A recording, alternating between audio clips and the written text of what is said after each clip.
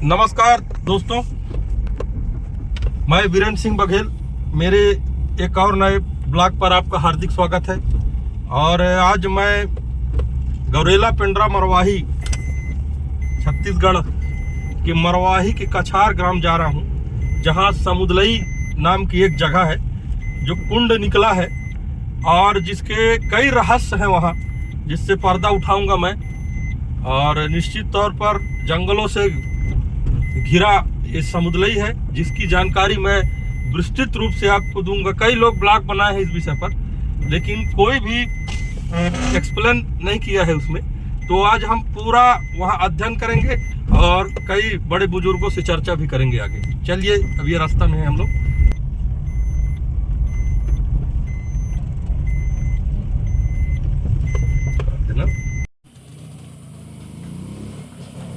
दोस्तों, हम लोग समुदलई पहुंच चुके हैं। ये देखिए, समुदलई का बोर्ड है, थोड़ा नजदीक लाइए। जीपीएम टूरिज्म अरपा समुदलई। आइए, और अब मैं आगे आपको दिखाता हूँ।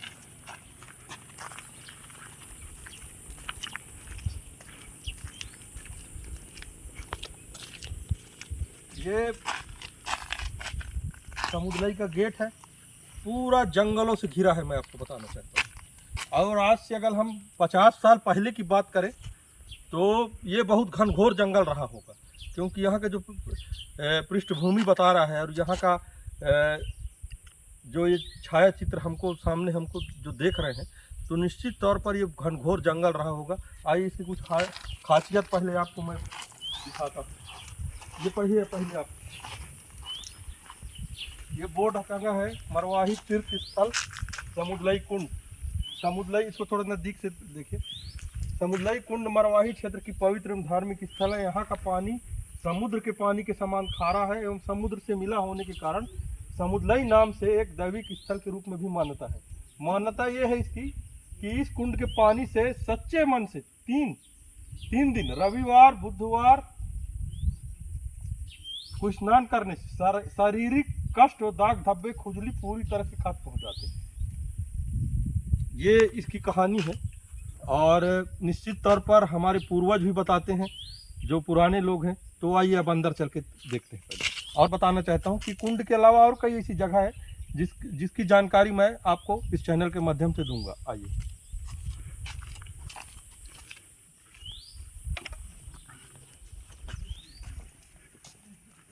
ये बना है प्रतीक्षालय, बना है ये। दो तीन कमरे हैं जिसमें साधु महात्मा लोग यहाँ पर आके रुकते हैं। ये उनकी व्यवस्था यहाँ पर बनी है। आइए, और मैं आपको यहाँ का पूरा स्थल दिखाता हूँ।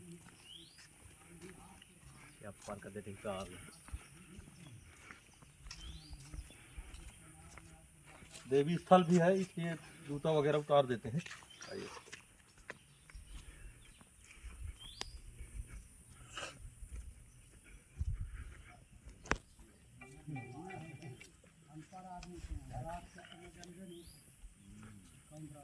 तो ये शंकर भगवान का मंदिर बना है और बहुत पुराना मंदिर है। अभी इसको विकास किया गया है। आइए, थोड़ा सा अंदर से देख लीजिए।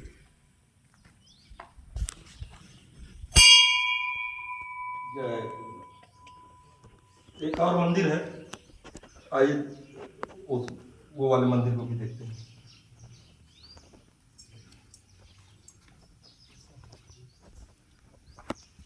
ये भगवान राम, जानकी और लक्ष्मण कुमार का मंदिर है। और यहाँ पर हमारे सयान लोग बैठे हैं, बड़े बुजुर्ग लोग। इनसे जानकारी लेंगे कुंड का। पहले चलिए मेरे साथ कुंड को देख लेते हैं पहले। आइए। जय राम बाबा। जय श्री राम बाबा।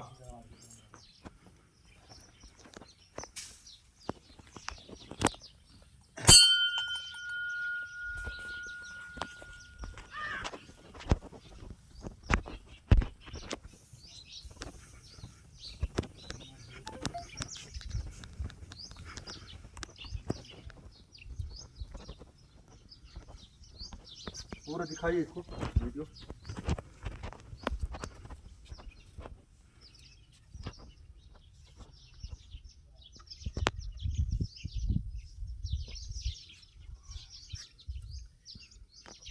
थोड़ा नजदीक आइए। दोस्तों ये है समुद्रलई, और ये आप देख सकते हैं कि यहाँ पे हम लोग का बचपन गुजरा है। यहाँ से हम लोग वहाँ से जंप मारते थे, और एक घटना हुई थी 4-5 साल पहले। एक युवक की कहीं पे फंस गया था वो युवक, जिसके कारण से उसकी मौत हो गई थी। लेकिन इस कुंड की मैं एक्चुअल में जो कहानी बताना चाहता हूँ कि ये कुंड बहुत पुराना कुंड है, रतनपुर से इसका कनेक्शन है। ये कहीं ना कहीं इसके अंदर में एक ऐसा कुछ वो बना है जहाँ से पानी संचालित होता है, घिस घिस के पानी आता है, और उसका जो छोर है वो रतनपुर से निकलती है।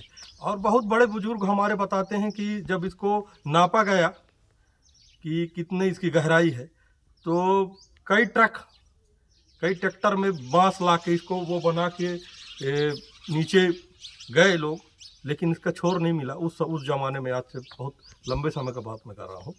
लेकिन आज शायद वो जगह कहीं पे लुप्त हो गई है, या फिर मिट्टी उट्टी से कहीं दब गई हो। तो एक चीज़ और है कि यहाँ पर अगर किसी को दाग धब्बे या खुजली वगैरह है, तो इसका पानी है खारा, समुद्र के पानी से मिलता है इसका पानी, तो दाग धब्बे भी ठीक हो जाते हैं। और निश्चित तौर पर एक चीज़ और मैं कहना चाहता हूँ कि हमारा जो छत्तीसगढ़ है, माँ कौशल्या माता के नाम से जाना जाता है। भगवान राम 14 साल जब वनवास काटे थे, तो छत्तीसगढ़ के इन घनघोर जंगलों में भी रहे थे। तो एक इतिहास उधर से भी आप जोड़ सकते हैं, और एक इतिहास ये भी है कि पांडव जब 13 वर्ष के वनवास में थे और एक वर्ष अज्ञातवास में, तो वो भी छत्तीसगढ़ में रहे हैं, क्योंकि छत्तीसगढ़ एक ज़माने में बहुत घनघोर जंगल रहा है। तो कहीं ना कहीं महाभारत या रामायण काल से इसका जुड़ाव है। और यहाँ पर जो जंगल है, एक राजा रानी की नदी भी गई है, उसको अभी मैं आगे आपको दिखाऊंगा। तो कहानी और है आगे, और अपने चलिए अब पहले बड़े बुजुर्गों से चर्चा करते हैं। हम लोग बैठे हैं, हमारे बड़े बुजुर्ग लोग बैठे हैं, महात्मा लोग, और कुछ जानकारी मैं पूछूंगा। कुछ इतिहास वगैरह जानते हो तो बताइए, कुछ इतिहास क्या है इसका कुंड का। जैसे बड़े बुजुर्ग बताते हैं कि रतनपुर से कनेक्शन है इसका कुंड का, ऐसे कुछ बोल रहे हैं, है ना? नहीं बोल रहे हैं, ये है ना भाई, ये समुद्र है। हाँ, समुद्र ही है, ये प्रगति है, आज का तो है नहीं, पुराना है ये, तो है ना। तो कहते हैं कि रतनपुर में भी है, धनपुर में भी है, अमरकंटम भी है। हाँ ठीक बोल, यही कहते हैं। और प्रगति इस शोभा अच्छा है समुद्रलई कुंड। नहीं बाबा, इसमें कहा है जो हमारा छत्तीसगढ़ है ना, यह माता कौशल्या के नाम से जाना जाता है। हाँ। और तो भगवान राम भी 14 साल वनवास काटे हैं। हाँ। और 13 साल महाभारत में पांडव लोग, तो छत्तीसगढ़ में तो रहे नहीं। हाँ। अब धनपुर का भी इतिहास है कि वहाँ पांडव लोग आए थे। हाँ। आपका लखन घाट नाम ही है लखन से, तो इसका भी जुड़ा है कहीं ना कहीं। भीमसेन वगैरह आके कहीं गदा वगैरह पानी के लिए फोड़े हों उस जमाने में, है ना। कि पानी न मिला तो भीमसेन अलग गदा मारे हैं पानी के चलते। हाँ। और ये पानी प्रगति हो चुका है भाई। अब समुद्र खारा है, किसी को घाव हो, खुजली हो, ठीक हो जाता है। हाँ, घाव खुजली से साफ हो जाता है ये नहाने का पानी। और ये राजा रानी जो तालाब है, वो नदी गई है, इसका क्या कहानी होगा? चिकनी खर्रा का, है ना। हाँ। ये राजा रानी से पानी आ रहा है, चिकनी खर्रा है, समुद्र से नीचे जा रहा है। हाँ, वो पुराना जमाने से। हाँ, इतिहास बने। और कुछ लोग तो बोल रहे हैं कि वो ना रहे जिसमें स्नान करेगा कुंड में। हाँ। तो सुबह हो गए तो फिर वहीं समाए गए। समा गए, पहाड़ हो गए, पहाड़ बन गए, उसको राजा रानी बोलते हैं। ठीक है दोस्तों, आगे मैं चलिए आपको राजा रानी का वो नदी दिखाता हूँ, जहाँ पे बताते हैं कि समा गए थे लोग, है ना। राजा और रानी उसी नदी में इनका समाधि हो गया था। पुराना इतिहास है यहाँ। ये है कि राजा रानी अगर नदी का नाम है, तो निश्चित तौर पर ये कोई यहाँ पर राजा महाराजाओं का जमाना चला है, शासन चला है। तभी का है। हाँ, तभी का है ये। पुराना चीज है। तो पर्यटन के क्षेत्र में बहुत अच्छा है। और चलिए थोड़ा सा पूरा माहौल दिखाते हैं आपको। नीचे डैम है, नीचे डैम भी है, उसको भी दिखाते हैं। दोस्तों यही परिसर में है हम लोग। अब आप देख सकते हैं रोड वगैरह सब बना है। ये पूरा पहाड़ है, ये पूरा घनघोर जंगल, जंगली जानवरों का आवागमन है यहाँ पे। और ये देखिए ये सब बना है बैठने के लिए, यहाँ व्यवस्था बना है कि आप बैठ सकते हैं यहाँ पर। अब थोड़ा सा मैं थोड़ा नीचे उतर के आपको दिखाता हूँ। दोस्तों आइए देखिए, ये तो देखिए पूरा ये घनघोर जंगल था एक जमाने में। अब अभी भी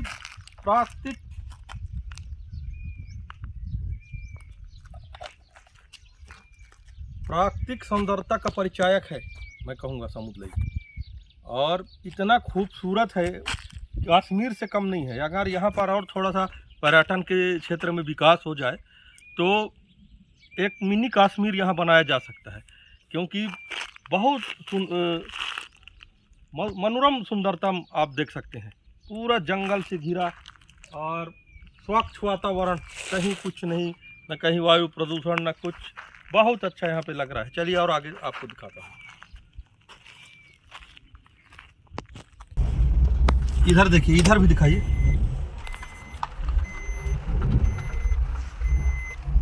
ये सब बना है बैठने के लिए। अगर यहाँ पर लोग आते हैं घूमने के लिए तो बैठने वगैरह के लिए सब संसाधन है यहाँ पे।